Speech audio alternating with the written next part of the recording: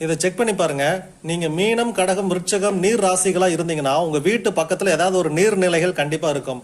ஆறு, குளம், ஏரி, குட்டை, அட்லீஸ்ட் வாட்டர் டேங்காவது கண்டிப்பா உங்க வீட்டு பக்கத்துல இருக்கும்.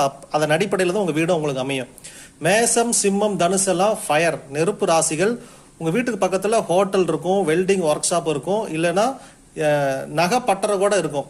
அட்லீஸ்ட் உருக்கு ஆலை ஏதாவது ஒன்று இருக்கும். இந்த நெருப்பு சம்பந்தமான ஏரியாவுக்கு பக்கத்துல தான் உங்களுக்கு வீடுகள் இருக்கும்.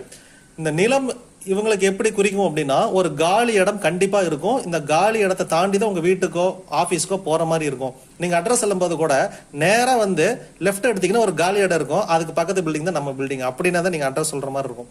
ரெண்டாவது, இந்த மிதுனம், துலாம், கும்பம் இவங்க காற்று ராசிகள்.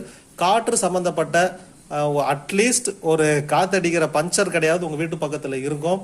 இல்லையா, இந்த ஸ்பின்னிங் மில்லாம் ஒரு ஏர் ப்ளோயர், ஃபேன் சர்வீஸ் பண்ற கடை, இப்படி ஏதாவது காற்று சம்பந்தப்பட்ட கடைகள் உங்க